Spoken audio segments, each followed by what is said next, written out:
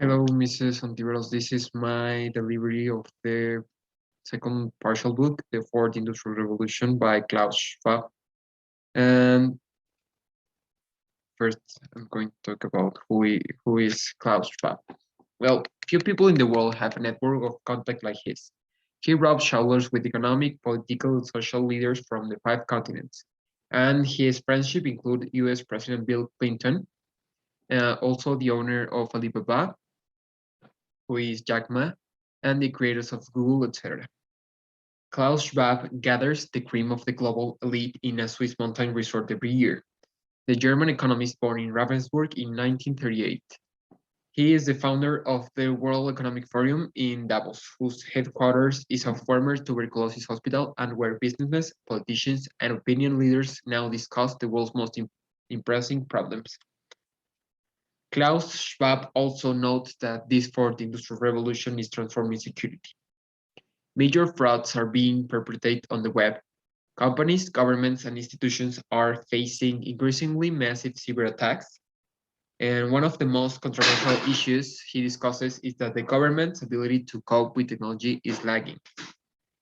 Klaus mentions that leadership today cannot be based on privilege alone, but on sustained and sincere efforts to gain trust, an endorsement that can only be obtained by serving society in a way that transcends personal interests. So much so that for 2017, Schwab believes that there are four objectives to respond to society main concerns. The first one is to strengthen economic growth. The second one is make market-based systems more inclusive.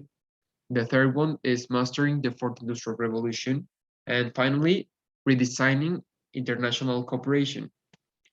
Uh, in the introduction, Klaus Schwab talks about the three main objectives of this book. The first one is to increase awareness of the breadth and speed of the technological revolution and its multifaceted impact.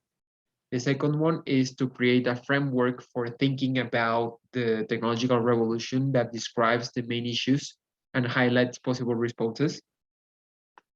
And to provide a platform to inspire public-private cooperation, as well as partnerships on issues related to the technological revolution.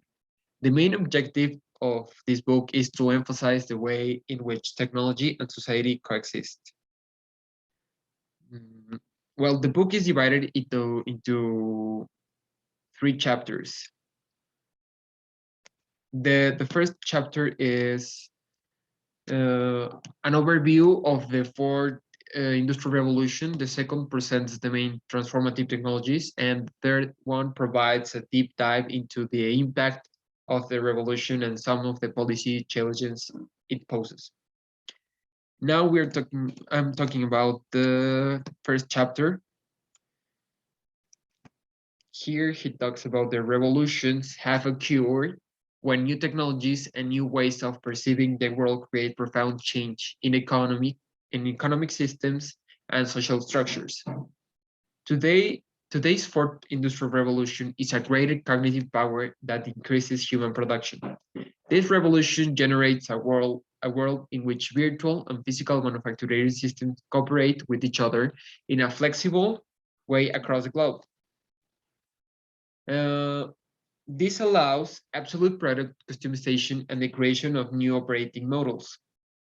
There are two problems that this revolution can affront. The first one is the necessary levels of leadership and understanding of the changes taking place in all sectors are low compared to the need to redesign our economic, social, and political systems to succeed. And the second one is that the world lacks a consistent, positive, and common narrative describing the opportunities and challenges of the fourth industrial revolution to avoid a popular backlash against the fundamental changes in progress.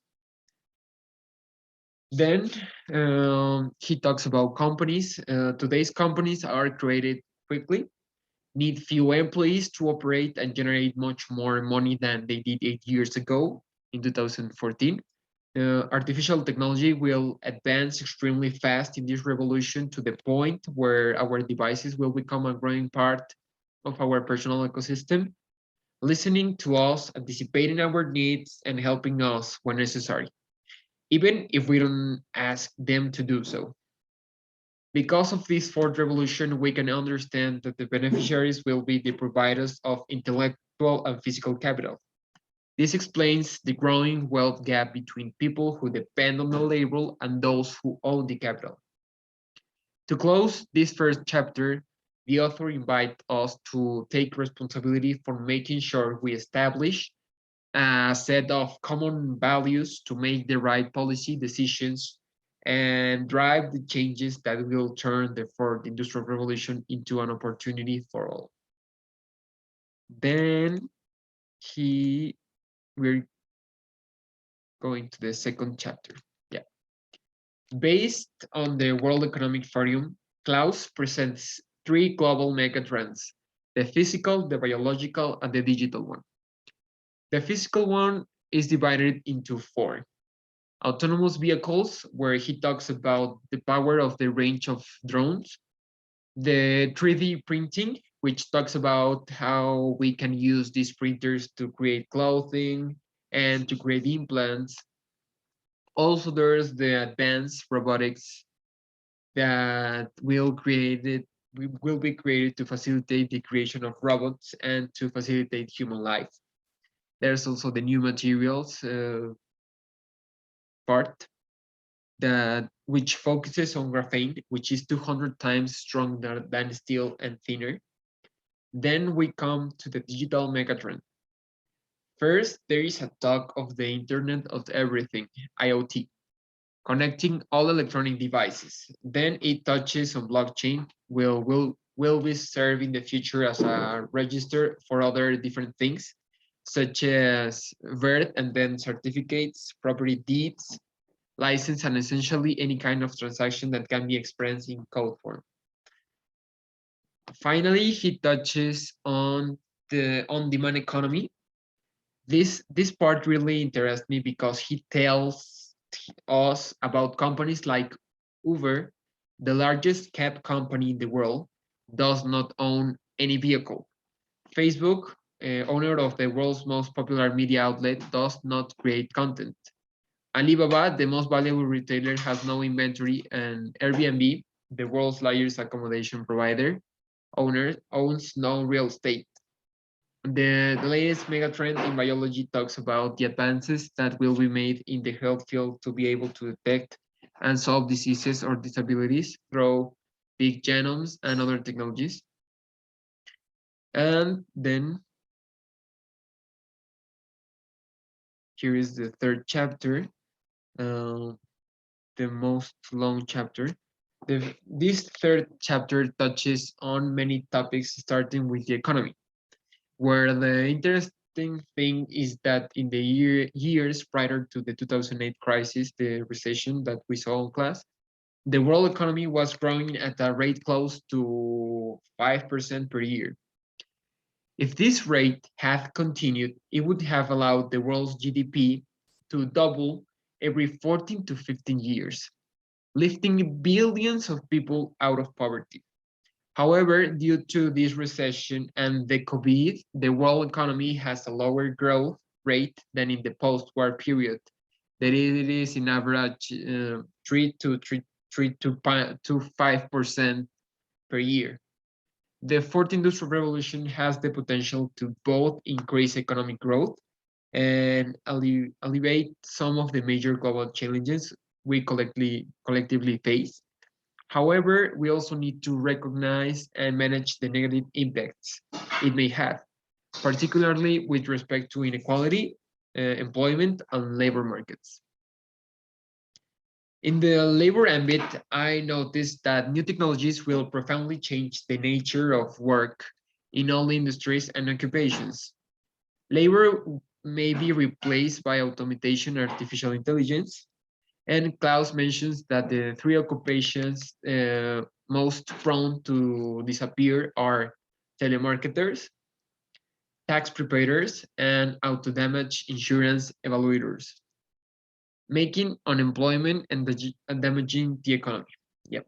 The laborers will have soon low-risk jobs in terms of automation will be those that require social and creative skills, in particular decisions making under uncertainty and the development of innovative ideas. The fourth industrial revolution will demand a focus on the ability of workers to continuously adapt and learn new skills and approaches within a variety of contexts. The advantages in the digital economy are clear for companies and especially for fast-growing startups. Since human cloud platforms classify workers as freelancers, they are exempt from the requirement to pay minimum wages, taxes as employers, and social benefits. Then here is the businesses. Business leaders and senior executives must understand that disruption affects the demand and supply side of their business. This must force them to challenge the assumptions of their operational teams and find new ways of doing things. In short, they must continually innovate. This fourth industrial revolution has four major effects on businesses in all industries. Customer expectations are changing. Products are being redefined by data, which improves asset productivity. New alliances are being formed as companies understand the importance of new forms of collaboration, and operating models are transforming into new digital models. Then here is the consumer expectations. Companies can no longer shirk responsibility for a poor product. Brand reputation is a prize that is hard to win, but very easy to lose, something that will only be amplified in a more transparent world. This world of now forces companies to respond in real time, whatever and whoever their customers are. Amazon's evolution from a bookstore to a 100 billion a year retail conglomerate show us how customer loyalty combined with a good understanding of preferences and solid execution can drive sales across multiple industries. Then we have the other three topics of the third chapter. In government, there's a phrase in the book that caught my attention. In the 21st century, power is easier to get, harder to use, and easier to lose. The key point for government is this: technology will increasingly empower citizens and provide them with a new way to voice their opinions, coordinate their efforts, and possibly circumvent government oversight. Agile governance means that regulators must find ways to continually adapt to a rapidly changing new environment and reinvent themselves to better understand what they are regulating.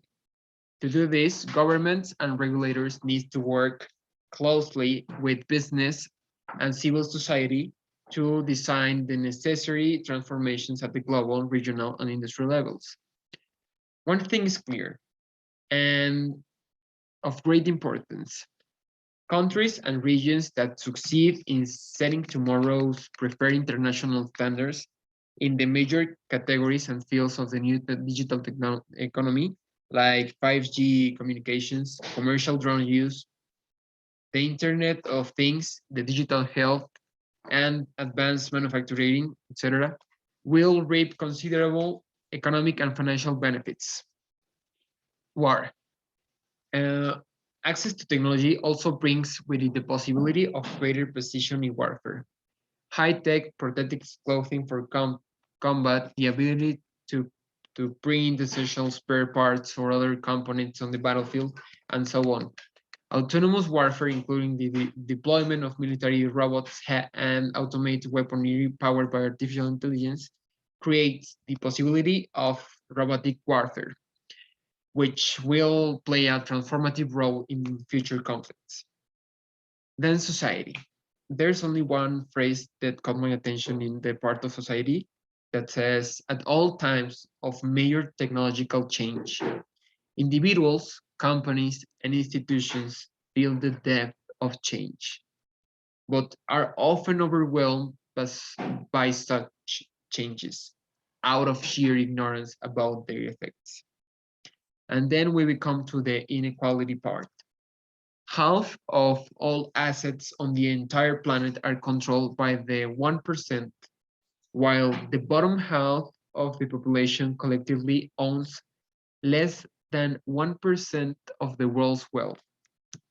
Today, a middle class job no longer guarantees a middle class lifestyle.